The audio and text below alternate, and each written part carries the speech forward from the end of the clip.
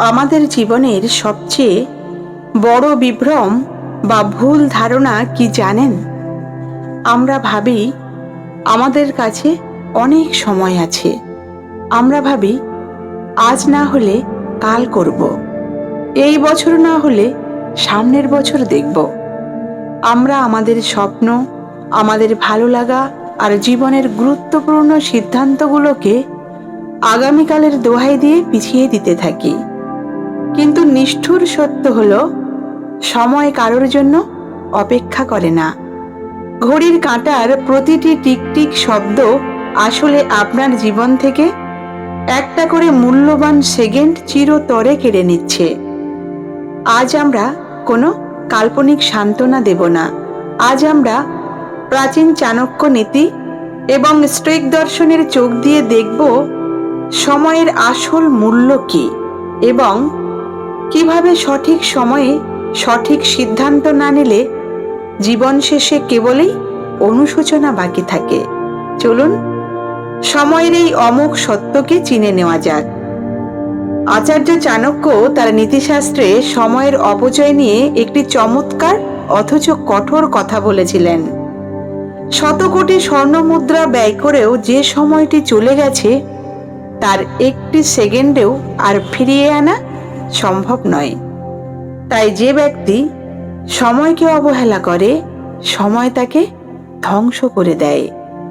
আমরা জীবনের একটা বড় সময় নষ্ট করে ফেলি ফালতু আড্ডায়, সোশ্যাল মিডিয়ার ভার্চুয়াল দুনিয়ায়, কিংবা এমন কিছু মানুষের পেছনে যারা আমাদের জীবনের কোনো মূল্য যোগ করে না।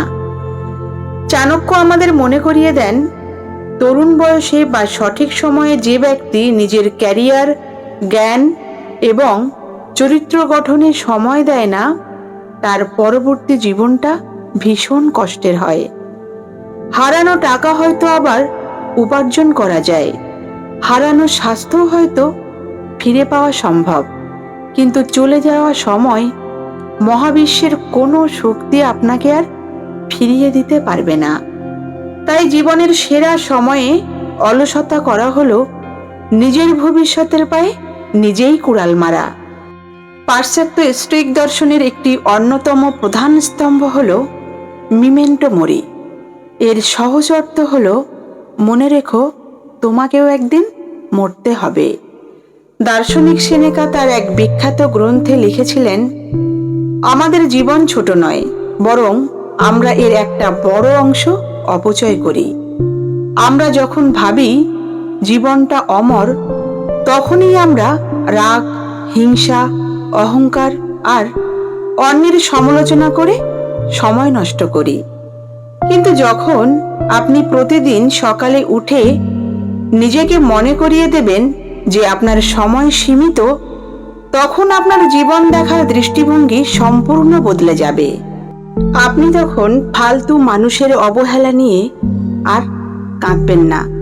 কেউ আপনাকে নিয়ে কি ভাবলো তা নিয়ে মাথা ঘামাবেন না। আপনি তখন ফোকাস করবেন কেবল সেই কাজগুলোতে যা আপনার জীবনে এবং এই পৃথিবীতে সত্যি কোনো পরিবর্তন আনতে পারে। সময়ের সীমিত হওয়াই জীবনকে এত মূল্যবান করে তোলে। তাহলে আজ থেকে আপনার জীবনের দর্শন কি হওয়া উচিত? খুব সহজ। জীবনের সিদ্ধান্তগুলো নিজে নিতে শিখুন এবং তা আজই নিন। লোকেরা কি বলবে এই ভয়ে নিজের স্বপ্নকে আর ঝুলিয়ে রাখবেন না। আজ থেকে 5 বা 10 বছর পর মানুষ আপনাকে নিয়ে কি বলেছিল তা কেউ মনে রাখবে না, কিন্তু আপনি অলসতার কারণে কি করতে পারেননি সেই আফসোস আপনাকে সারা জীবন তাড়া করে বেড়াবে। নিজের দিনটিকে সুশৃঙ্খল করুন। প্রতিদিন সকালে উঠে নিজের প্রধান লক্ষ্যগুলোতে ফোকাস করুন। যারা আপনার সময় ও মানসিক শান্তি নষ্ট করে তাদের জীবন থেকে ফিল্টার করে বাদ দিয়ে দিন। চাণক্য বলেছিলেন, সিংহের মতো একা পথ চলা ভালো, তবুও শৃগালের দলের সাথে থেকে সময় নষ্ট করা বুদ্ধিমানের কাজ নয়।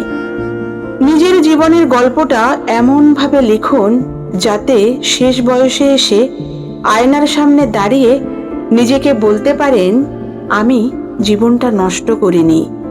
আমি জীবনটা রাজার মতো করে বেঁচেছি। অতীত আপনার হাত থেকে ফসকে গেছে, ভবিষ্যৎ আপনার চেনা নেই।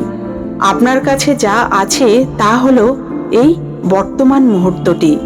একে অবহেলা করবেন না।